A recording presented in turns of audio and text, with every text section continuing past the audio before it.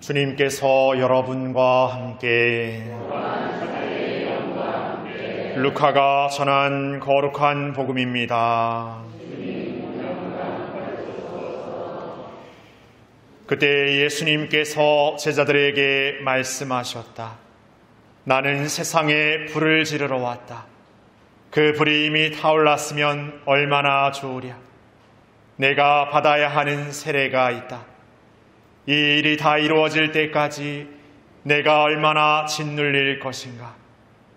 내가 세상에 평화를 주러 왔다고 생각하느냐? 아니다. 내가 너희에게 말한다. 오히려 분열을 일으키러 왔다. 이제부터는 한 집안의 5 식구가 서로 갈라져 3 사람이 2 사람에게 맞서고 2 사람이 3 사람에게 맞설 것이다. 아버지가 아들에게, 아들이 아버지에게, 어머니가 딸에게, 딸이 어머니에게, 시어머니가 며느리에게, 며느리가 시어머니에게 맞서 갈라지게 될 것이다.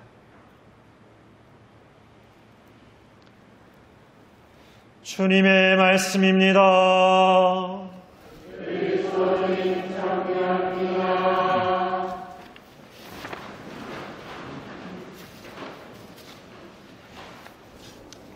찬미 예수님, 신앙의 삶을 살고 있습니다. 우리는 신앙의 삶을 이렇게 살아가면서 때로는 신앙의 삶이 요구하는 것들이 버겁고 힘겹게 여겨질 때가 있습니다. 신앙의 삶을 살기에 그 양심을 이렇게 사는 것인데 그 양심을 이렇게 어딘가 이렇게 두고 그냥 눈앞에 보이는 것을 살고 싶을 때가 있습니다. 그래서 어떤 성인전을 보면 성인이 고해실로 들어가는 사람들을 이렇게 바라보고 있는데 악마가 그 고해실 입구에 이렇게 서서 사람들에게 이렇게 양심을 이렇게 넣어주는 모습을 보았다라고 하는 그런 이야기를 들은 적이 있습니다. 그래서 사람들이 그 양심을 이제 얻게 돼서 고해실로 들어가서 자기가 저지른 죄가 부끄러워서 죄를 고백하지 못하도록 악마가 그렇게 한다라고 그런 이야기를 본 적이 있습니다. 마치 그런 것처럼 신앙의 삶을 살면서 때로는 양심에 꺼리 끼고 무언가 거기에서 이렇게 자책하고 후회하고 또 반성하게도 되지만 언젠가 그것이 익숙해지고 그것이 너무나 힘들다 보면 그냥 그것을 회피해버리게 되고 다른 어떤 것으로 그것을 치장해버리고 마는 것 같습니다. 그런 시간이 길어지면 길어질수록 점점 더 양심은 온데간데 없고 눈앞에 드러나는 것들에 더 매여지고 다른 사람들이 하는 말들에 더 매여지는 삶을 살고 마는 것 같습니다. 나만 그런 것이 아니라 내가 그런 삶을 살고 있으면 다른 어떤 누구도 그런 삶을 살고 있다고 생각하고 그렇지 못한 나를 빗대어서 그 상대에게 그냥 맞춰버리려고 하는 모습도 있습니다. 다시 말해 나도 그러니 너도 그럴 것이다 라고 생각해 버리는 것입니다. 그렇지 않는다고 하면 오히려 더 그런 마음을 흔들어대면서 어떻게 너가 그러지 않을 수 있겠냐고 이렇게 흔들어대는 것, 그런 모습을 살 때도 있는 것 같습니다. 그렇게 우리는 신앙의 삶을 살면서 신앙의 어떤 편안함을 찾지만 신앙의 어려움, 힘겨움은 외면하기 마련입니다. 예수님에게서 드러나는 십자가의 사건은 제자들에게도 그런 의미로 다가왔을 것입니다. 예수님께서 선포하시는 복음과 일으키시는 기적의 사건들에서 사람들은 놀라워하고 환호하였습니다. 그러나 예수님은 이제 당신이 가야 될 진정한 길을 밝히시며 그 십자가의 여정을 알리셨습니다.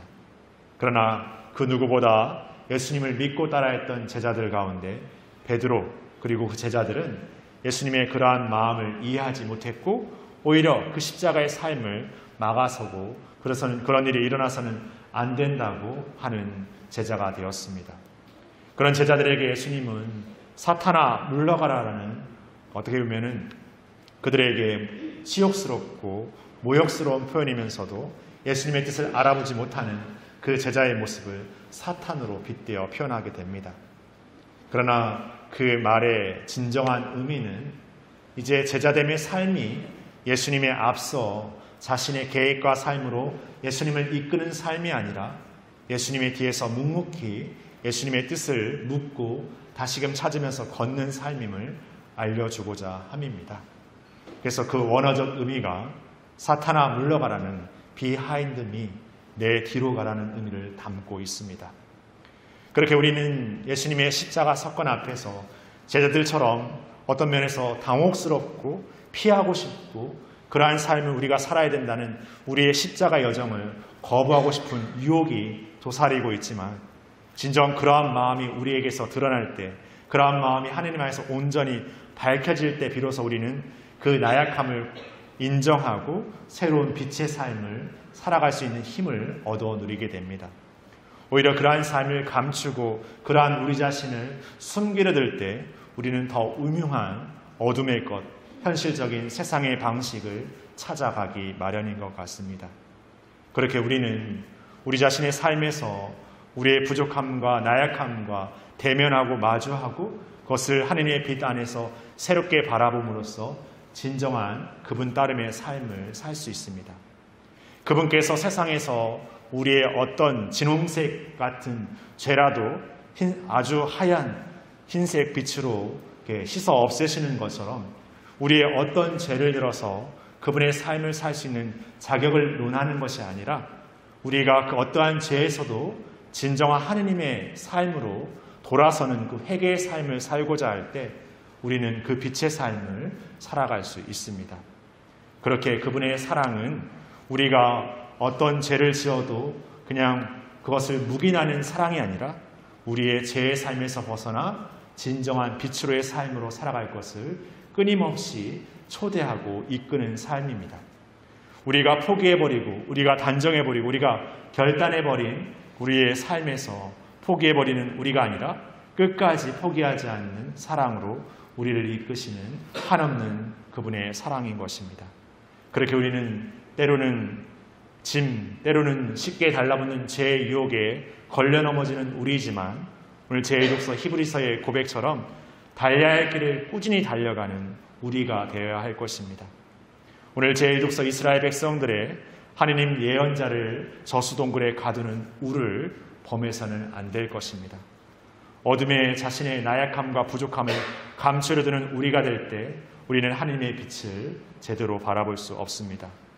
오늘 세상에 평화가 아닌 분열, 세상에 불을 지르러 왔다는 예수님의 말씀은 바로 우리 안에 나약함과 어둠의 것을 온통 몰아내고 다시금 빛의 자녀로서의 삶을 묵묵히 새롭게 살아가기를 청해야 할 것입니다. 그렇게 우리는 하느님 안에서 인간적인 나약함과 부족함의 어떤 그런 모습을 딛고 진정한 그분의 영원함과 희망과 기쁨의 삶을 살아가게 될 것입니다.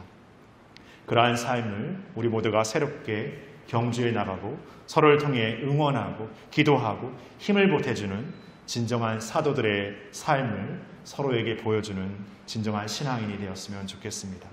그렇게 우리 모두가 하느님 자녀로서의 삶을 내가 먼저 서로에게 보여줄 수 있는 용기와 은총을 청하면서 우리 함께 그분을 향해 나아가도록 합시다. 잠시 묵상하시겠습니다.